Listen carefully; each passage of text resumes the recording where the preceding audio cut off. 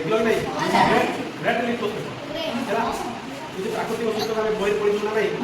litmus paper को प्राकृतिक सूचक बोली कहा जाए ये सूचक द्वारा आम खार अम्ल जापर मन नहीं तो ये हूँ ब्लू लिटमस पेपर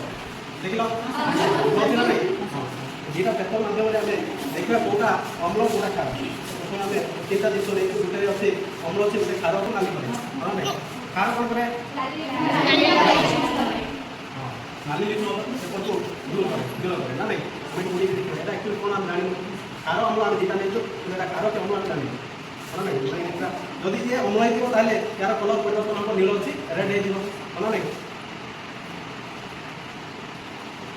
रेड हो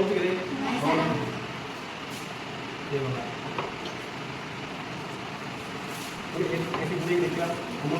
ना नहीं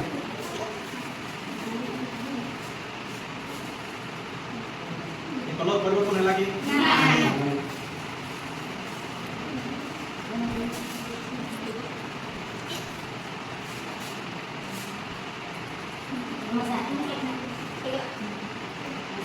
कलर परिवर्तन है रेड है कि नहीं ये आउ टिके अधिक रेड होता है अम्लर परिमाण कम अच्छे कम रेड है बुझे ना नहीं तो ये आम जानू ये अच्छे अम्ल है